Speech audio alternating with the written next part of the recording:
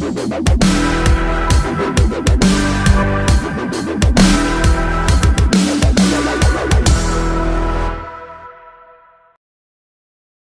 Bapak Ibu Saudara kekasih yang dikasih oleh Tuhan, kita sama-sama dulu buka Alkitab kita dalam kitab Mazmur. Mazmur pasal yang ke-54, ayat yang ke-6 saja kita baca. Kalau sudah dapat kita baca bersama-sama Bapak Ibu tanpa mengurangi rasa hormat kita kepada Tuhan. Dalam posisi duduk aja. Kita baca dalam hitungan yang ketiga. Demikianlah firman Tuhan. 1, 2, ya. Sesungguhnya Allah adalah penolongku, Tuhanlah yang menopang aku. Haleluya. Saya baca sekali lagi Bapak Ibu. Sesungguhnya Allah adalah penolongku, Tuhanlah yang menopang aku. Bapak Ibu Saudara kekasih yang dikasih oleh Tuhan, ya hari ini saya beri tema firman Tuhan kita adalah Tuhanlah penolongku. Amin. Ada Bapak Ibu yang butuh pertolongan hari ini? Atau tidak butuh pertolongan sama sekali karena semuanya aman? Haleluya. Iya, Bapak Ibu Saudara kekasih, firman Tuhan ini kalau kita boleh baca dari ayat yang pertama, itu adalah doa daripada Raja Daud. Setiap kehidupan kita percaya bahwa kita adalah orang-orang yang selalu ada masalah. Setuju atau tidak setuju, demikianlah adanya Bapak Ibu. Nanti jangan kalian bilang, Ibu Gembala ini bilang semua orang ada masalah, saya tidak setuju. Tapi saya mau katakan, setuju atau tidak setuju, setiap manusia itu ada masalah. Anak kecil punya masalah ketika dia haus, itu masalah bagi dia. Masalah itu adalah sesuatu kenyataan yang tidak sesuai dengan apa yang kita inginkan. Jadi itu masalah. Kalau Bapak Ibu ingin sesuatu tidak tercapai, itu adalah masalah bagi diri sendiri. Seperti anak kecil, dia haus tapi dia tidak bisa mendapatkan, itu masalah bagi dia. Masalah orang dewasa lain, masalah rumah tangga lain, masalah setiap pribadi kita lain. Tapi saya mau katakan, firman Tuhan boleh menjelaskan kepada kita semua bahwa sesungguhnya kehidupan manusia tidak pernah lepas dari masalah. Kalau kita boleh melihat kepada kebenaran firman Tuhan ini adalah salah satu seruan daripada Raja Daud. Seruan daripada Raja Daud. Kalau kita boleh melihat latar belakang kebenaran firman Tuhan ini adalah ketika Raja Daud mengalami satu konflik. Sebenarnya bukan konflik karena dia mau melawan Raja Saul, tidak. Tetapi ada masalah bagi Raja Saul. Masalahnya adalah dia cemburu, dia iri hati ketika orang lebih senang kepada Daud, lebih memuji Daud daripada dia yang waktu itu adalah raja di Israel. Karena itulah masalah Saul itu, karena masalah yang dia punya di hatinya, akhirnya Raja Saul selalu ingin membunuh Daud, selalu memburu Daud. Akhirnya jadilah Daud seorang pelarian dari satu tempat ke tempat yang lain, dari satu tempat ke tempat yang lain. Dan tibalah kepada kebenaran firman Tuhan ini. Saat itu Raja Daud ada di padang gurun Zif. Di padang gurun Zif. Kalau kita boleh melihat kepada Yosua pasal yang ke-15 ayat yang ke-55, di situ jelas dikatakan bahwa sebenarnya orang-orang Zif itu adalah suku Yehuda. Suku Yehuda, keturunan daripada suku Yehuda. Kenapa saya katakan demikian? Karena dalam pasal yang ke-15 Yosua itu adalah silsilah daerah-daerah kota-kota Yehuda, pembagian mereka. Jadi di dalam ayat yang ke-55 itu ada di situ suku Zif. Berarti bisa dipastikan kalau suku Zif ini adalah keturunan dari Yehuda, karena mereka mendapat bagian dari pusaka Yehuda, seperti itu. Tapi Bapak Ibu Saudara yang dikasih, Daud yang saat itu ada di padang gurun Zif, dia ada berlindung di situ. Dia aman Bapak Ibu, dia aman sementara waktu. Tapi ketika itu tibalah waktunya Daud mengalami masalah dari keamanannya itu. Orang-orang Zif yang dia percaya, orang-orang Zif yang ada di sekelilingnya pada saat itu mengkhianat kepada Daud, mengkhianati Daud. Mereka pergi mengunjungi Raja Saul. Mereka mulai berkata kepada Raja Saul, itu loh Daud yang kamu cari-cari itu ada di daerah kami, ada di kota kami, ada di lingkungan kami, di tempat kami, dia ada berlindung di situ, dia aman. Lalu datanglah si Raja Saul. Puji Tuhan, Tuhan memberkati kamu katanya. Orang-orang Zif mengkhianati Raja Daud pada saat itu. Pernah Bapak Ibu dikhianati?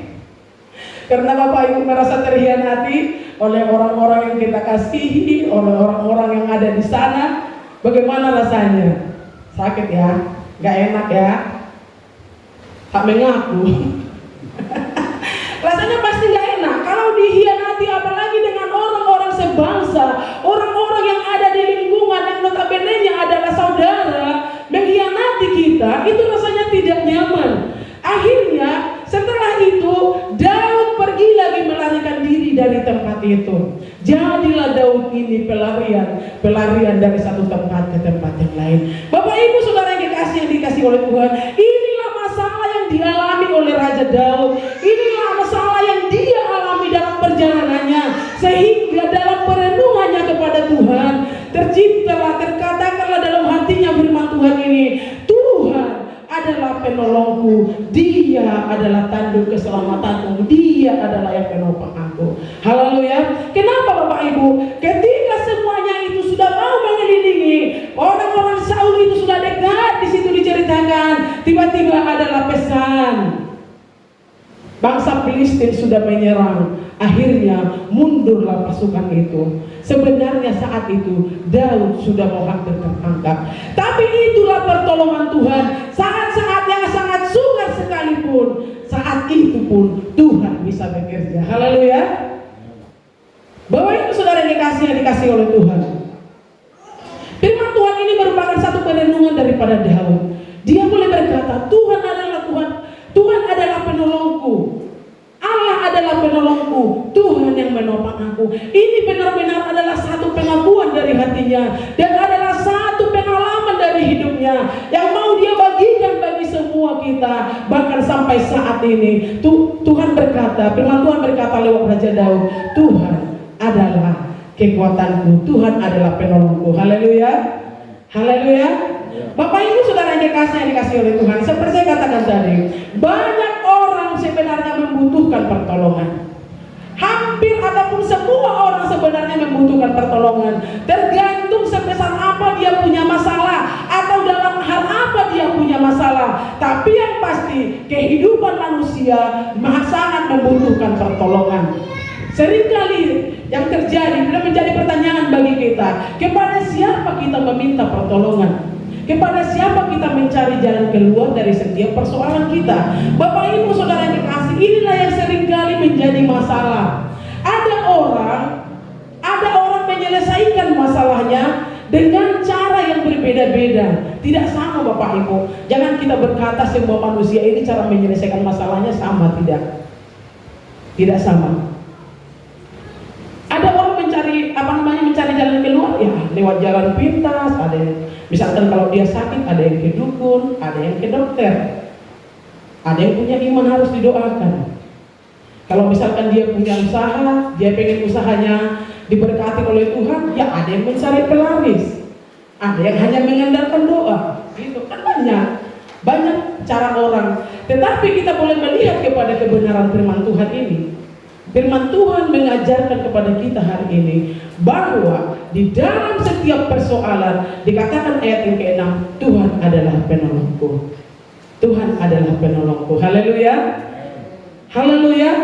Yang menjadi pertanyaan, kalau kita boleh percaya Tuhan adalah penolong kita, oke, kita percaya Tuhan adalah penolongku, Dia adalah penopangku. Nah, masalahnya kenapa orang seringkali tidak bisa mengalami pertolongan daripada Tuhan, seakan-akan atau merasa tidak bisa mengalami pertolongan daripada Tuhan. Kan sering seperti itu. Jangankan orang-orang di luar, kadang kita pun sebagai umat-umat Tuhan yang mengaku diri sebagai umat-umat Tuhan, kadang kita sering tidak mengalami atau seakan-akan tidak mengalami pertolongan Tuhan dalam kehidupan kita. Saya ingat firman Tuhan yang disampaikan hari Rabu kemarin. Di situ dikatakan orang bodoh akan merugikan dirinya sendiri, lalu gusarlah hatinya kepada Tuhan. Gusarlah hatinya kepada Tuhan. Kenapa dia gusar? Karena dia merasa Tuhan tidak adil dalam hidupnya. Tuhan tidak adil memberkati dia. Kalau dia mungkin melihat orang sangat jauh luar biasa, dia bandingkanlah dengan kehidupannya, akhirnya merungutlah dia kepada Tuhan, merungutlah dia kepada Tuhan, gusarlah hatinya, geramlah hatinya, marahlah dia kepada Tuhan.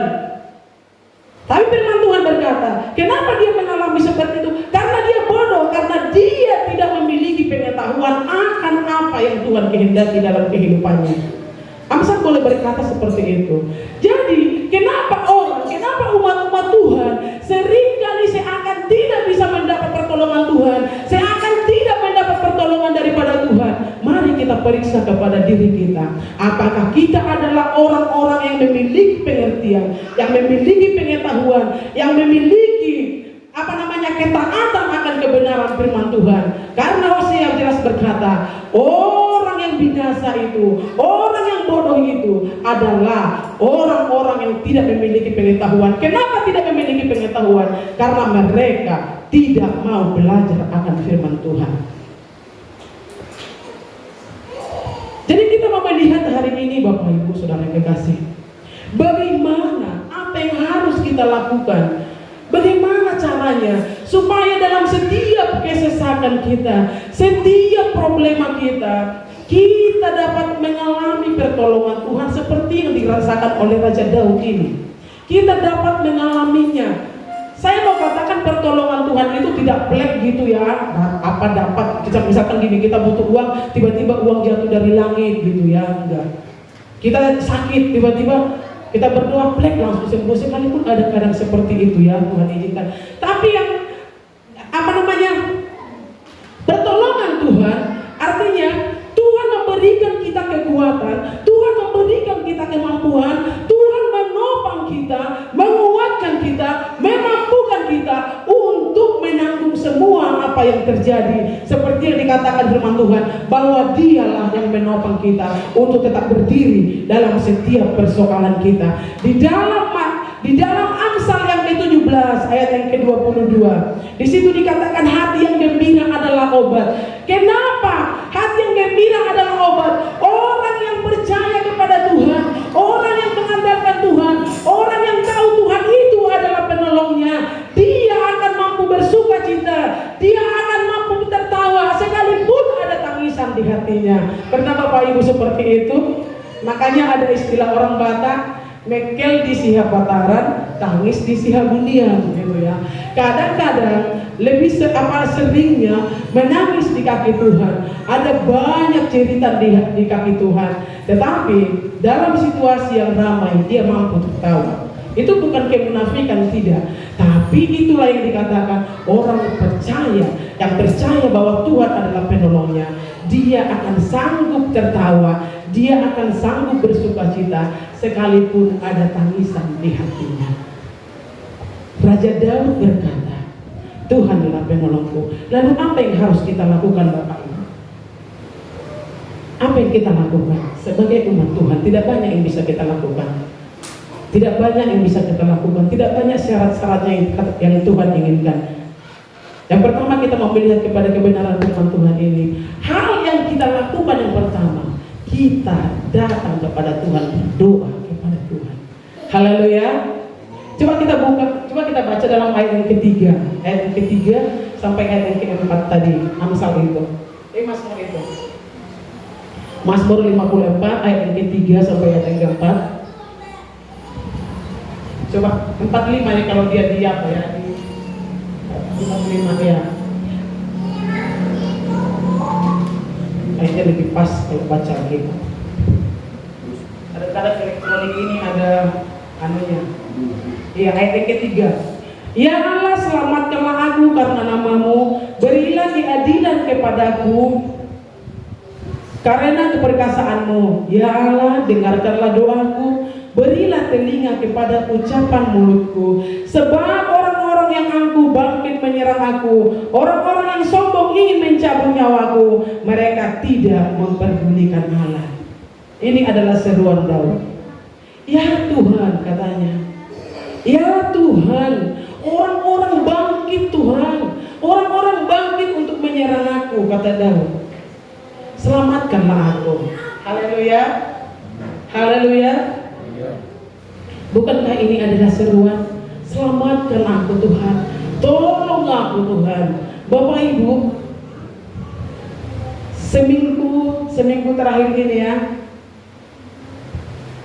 kalau saya berdoa lebih banyak teriakannya minta tolong Bapak Ibu. Kenapa saya katakan demikian? Saya nggak tahu kenapa, tapi kembali apapun yang terjadi, kita percaya di balik semuanya itu rancangan Tuhan tetap adalah yang terbaik. Minggu kemarin si Gia nelpon tiba-tiba, "Ma, apanya obat yang Mama tahu itu pemecah darah itu?" Katanya jantung saya langsung pak gitu. "Kenapa lah anakku ini?" Dan saya tanya, "Kenapa kau?" Dia bilang, "Ini Ma, aku tadi lagi jalan di kampus di dalam kelas, tiba-tiba entah kenapa temanku menutup mejanya jatuh di kakiku," katanya. Padahal meja orang kuliahan itu dari besi apanya ya. "Jadi bagaimana kakimu?" "Kukira aku patah tulang, sakit kali Mak," katanya. Hatiku langsung gitu ya, namanya kita jauh dari anak kita kan. "Jadi bagaimana?" Kalau setelah dicek mah nggak apa-apanya, cuman ini masih bengkak. Dia videokan kakinya masih bengkak Bapak Ibu, masih bengkak. 2 hari sebelumnya serut ini ditabrak orang di depan pintu gerbang sekolah. Tiba-tiba gurunya datang, saya lagi di belakang dipanggil, "Ma, ada guru SMP sama serut." Saya berpikir ada masalah apa anakku ini di sekolah Tuhan, jangan aku dipanggil, bikin malu pikirku kan. Malu lah kan, pendeta dipanggil karena anaknya bertingkah di sekolah kan. Aku langsung berpikir gitu, apa yang terjadi Tuhan sama anakku ini? Sampailah aku di depan, "Bu, kami ngantar Serut." "Kenapa Serut?" Saya bilang, "Kenapa Serut Pak?" "Ini Bu, dia ditabrak orang di sekolah." "Jadi apanya yang sakit?" "Apanya yang..." "Tidak Bu, ini tangannya." Saya lihat tangan saya, tangan kanannya sudah bengkak. Sudah bengkak. Bapak Gembala pulang dari Siberut. Saya udah bilang, kami pergi ke ladang, tiba-tiba di gunung motor rusak pulang.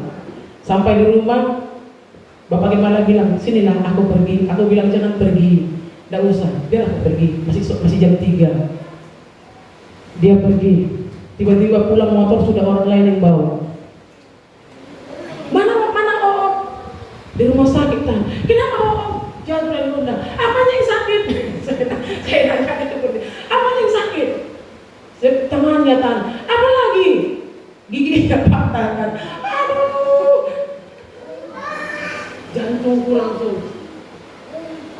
Bapak Ibu, saya mau katakan, setiap saya berdoa banyak cerita di dalamnya. Bukan berarti saya menyalahkan Tuhan dengan apa yang terjadi, tapi saya menjadi, "Tuhan, tolong kami Tuhan, tolong kami Tuhan, supaya apa yang terjadi kami boleh tetap bersuka cita di dalamnya." Saya katakan kepada Bapak Gembala, kita harus tetap semangat apapun yang terjadi. Penderitaan yang kita alami belum sebanding dengan apa yang dialami orang lain. Karena kalau kita melihat kepada diri kita, mungkin kita adalah orang yang sangat susah. Tapi coba kita melihat ke luar sana, mungkin penderitaan orang lebih besar daripada apa yang kita alami. Kita berdoa kepada Tuhan Bapak Ibu, berdoa memohon Tuhan memberikan kita kekuatan, memohon Tuhan memberikan kita perlindungan, memohon Tuhan memberikan kita sukacita, memberikan kita damai sejahtera. Ketika itu ada bagi kita, maka kita akan siap. Sekalipun sebenarnya kita tidak akan siap untuk menerima seperti itu, tapi ketika kita menyerahkan itu semua kepada Tuhan lewat doa kita, Tuhan akan memberikan kita ketenangan. Saya katakan seperti itu sama Pak Gembala, "Sudah Pak, apapun yang terjadi, banyak persoalan, jangan terlalu dimasukkan di hati. Karena apa? Kalau kita memang melihat penderitaan kita seperti saya katakan tadi, kita akan berkata kita adalah orang yang paling susah. Tetapi kalau kita melihat keluaran sana, belum seberapa penderitaan kita dibanding mereka. Karena hidup ini kan seperti itu ya. Seperti itu.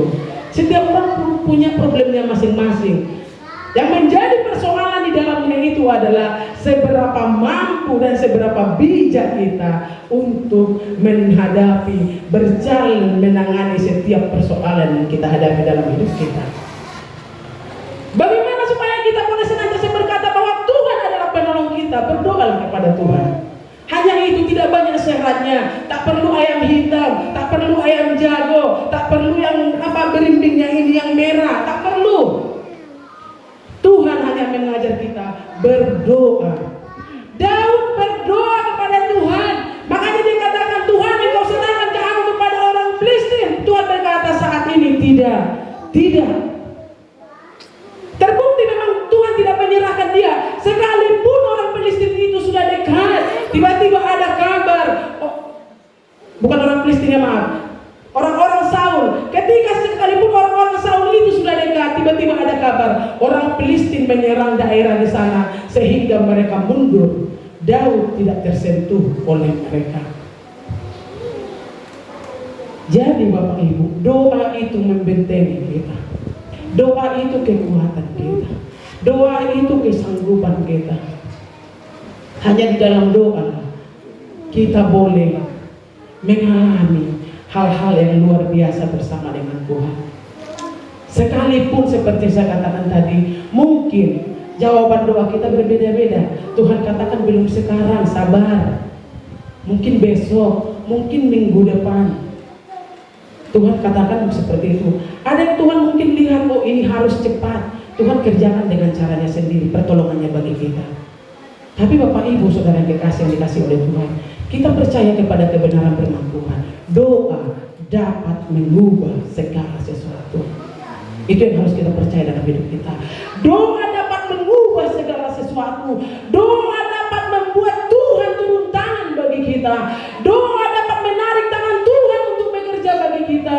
Doa dapat menarik hati Tuhan untuk turun bekerja bagi kita. Makanya Bapak Ibu Saudara yang dikasih, mari kita berdoa kepada Tuhan. Apa saat ini yang menjadi masalahmu? Apa saat ini yang menjadi persoalanmu? Percayalah kepada firman Tuhan. Berdoalah, maka engkau akan mendapatkan pertolongan daripada Tuhan. Sehingga sekali apapun yang terjadi, kita boleh berkata, Tuhan adalah penolongku. Haleluya. Tuhan adalah penolongku. Maka tidak ada kegeraman hati, maka tidak ada kegusaran hati, maka tidak ada hujat, tidak ada kemarahan kepada Tuhan. Yang ada hanyalah kesiapan dan penerimaan akan apa yang terjadi dalam kehidupan kita. Yang kedua, Bapak Ibu, kita boleh melihat kepada kebenaran firman Tuhan ini. Hal yang kita lakukan dalam kehidupan kita supaya kita benar-benar dapat mengalami, dapat menang, dapat berkata dia adalah penolongku. Yang kedua, kita belajar bersyukur kepada Tuhan. Coba dalam ayat yang ke-7, ayat yang ke-7 sampai ayat ke-9 saya bacakan.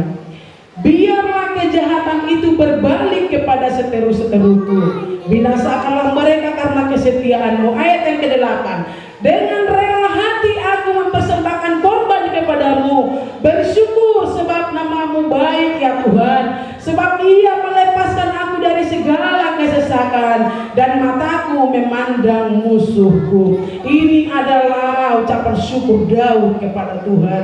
Dia bersyukur karena Tuhan baik. Haleluya, haleluya. Kalau kita boleh melihat pada saat itu, apakah keadaan Daud baik? Tidak.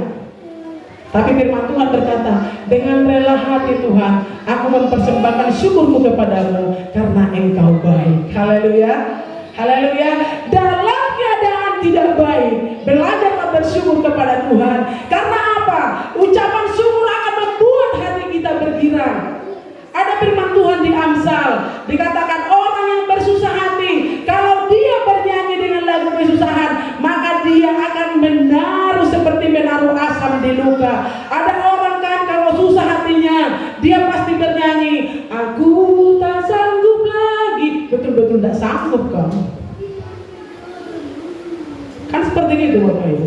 Coba Bapak Ibu, saya sering ya kalau dulu gitu ya. Kalau kan biasanya gitu, anak-anak remaja kalau lagi galau, nyanyinya pasti galau gitu kan. Karena sesuai hati, sesuai keadaan gitu ya. Sesuai keadaan, semakin teririslah hatinya toh, semakin nangislah dia kan, semakin banyaklah bumbu-bumbu di dalam tangisannya itu. Kalau kita susah, kalau hati kita sedih, kita bernyanyi lagu yang sedih, firman Tuhan berkata, seperti kita menaruh asam di luka. Akan semakin meringis kita Bapak Ibu, akan semakin nangis kita, akan semakin sakit rasanya.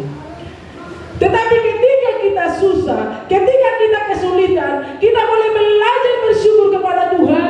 Maka ucapan syukur itulah yang akan menguatkan kita. Ucapan syukur itulah yang akan membangkitkan iman kita. Ucapan syukur itulah yang akan membangkitkan semangat kita, sehingga kita tidak semakin terpuruk. Maka kita boleh berkata, oh Tuhan, Engkau baik. Saya percaya orang-orang yang percaya kepada Tuhan, ketika dia punya persoalan dalam hidupnya, dia akan mengangkat pujian yang membangkitkan jiwanya, yang membangkitkan semangatnya, bukan semakin melemahkan dia. Dan saya juga mau katakan kepada generasi-generasi muda, jangan biasakan dirimu diintimidasi oleh lagu-lagu yang mengintimidasi hatimu. Memang enak kedengarannya, tapi tahu gak?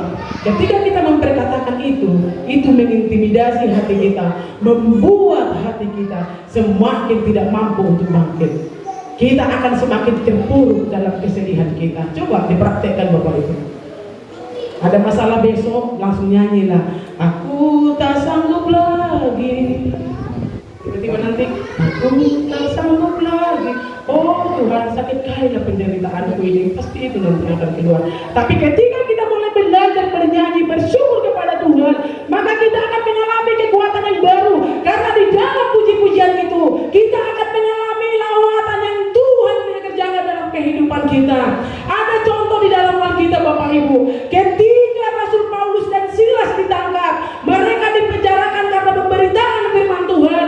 Dikatakan mereka bernyanyi di penjara, mereka memuji Tuhan, sehingga goyanglah sendi-sendi penjara itu. Semua pintu-pintu terbuka, karena saat itu Tuhan hadir melepaskan mereka. Ketika pujian ada dari hati kita, ketika ucapan syukur ada dari hati kita, percayalah, saat itu Tuhan hadir. Dia akan memberikan jalan keluar, membuka pintu jalan bagi setiap kita. Yang penting kita percaya bahwa ada kuasa di dalam setiap puji-pujian kita. Di dalam Mazmur yang ke-22 ayat yang ke-4 di situ dikatakan bahwa Allah kita adalah Allah yang bertahan di atas puji-pujian kita. Ketika kita menyembah, ketika kita berdoa, ketika kita bersyukur kepada Tuhan dalam apa yang kita alami, percayalah Tuhan ada di situ. Tuhan ada di situ. Daud mulai mengajari kita lewat kebenaran firman Tuhan. Dengan rela hati Tuhan, aku naikkan pujian syukurku kepadamu. Engkau melepaskan aku dari setiap kesesakanku. Satu kebenaran firman Tuhan di dalam 1 Tesalonika ayat yang ke-5 ayat yang ke-18. Pasal yang ke-5 ayat yang ke-18. Firman Tuhan yang sangat sering kita dengar, kita baca, yang menguatkan kita. Di situ jelas dikatakan, mengucap syukurlah dalam segala hal, sebab itulah yang dikehendaki Allah di dalam Kristus Yesus bagi kamu. Bapak Ibu Saudara yang dikasih oleh Tuhan, ucapan syukur itu dikehendaki Tuhan dari hidup kita. Kenapa Tuhan berkehendak? Karena memang Tuhan bisa bekerja. Tuhan bekerja lewat ucapan syukur, lewat setiap puji-pujian kita. Haleluya. Jadi Bapak Ibu, kalau kita bersyukur, kita percaya Tuhan senang. Karena apa? Firman Tuhan berkata, itu dikehendaki oleh Tuhan. Haleluya. Ingat firman Tuhan yang saya sampaikan minggu kemarin. Kenapa ibadah itu penting? Bapak Ibu, karena Tuhan sendiri, firman Tuhan yang menyuruh kita untuk beribadah.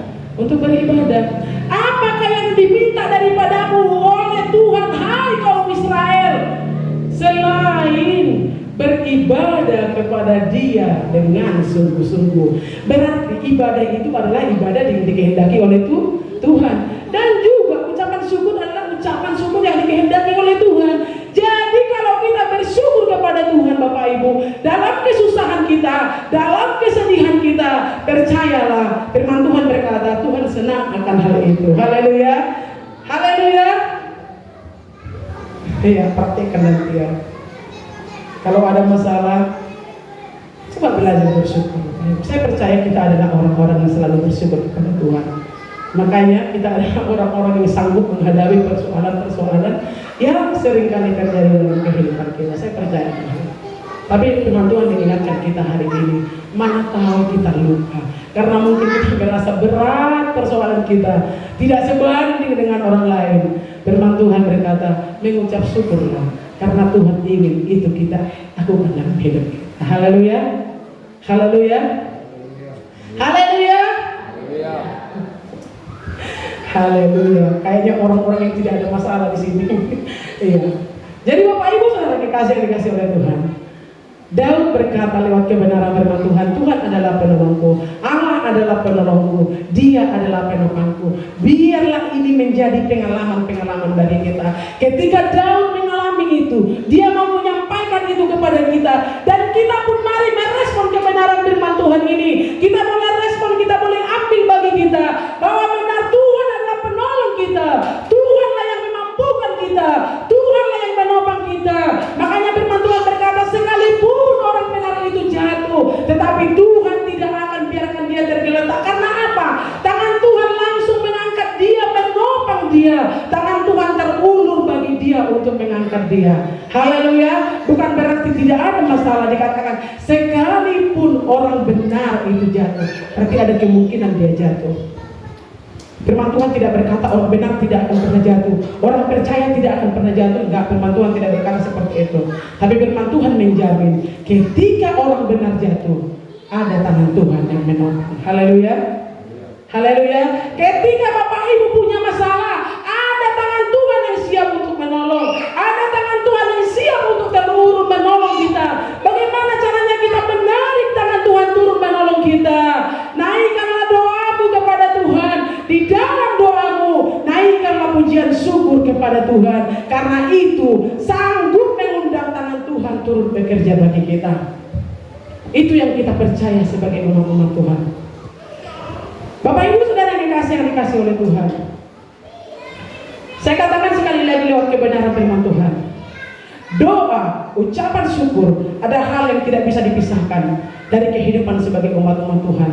Karena itulah kekuatan kita yang sanggup menarik Tuhan melakukan perkara besar dalam kehidupan kita. Jadi Bapak Ibu, jangan pernah lelah untuk berdoa, jangan pernah lelah untuk bersyukur kepada Tuhan. Sekalipun dalam perjalanan hidup kita banyak hal yang tidak sesuai dengan apa yang kita kehendaki terjadi bagi kita. Haleluya, haleluya.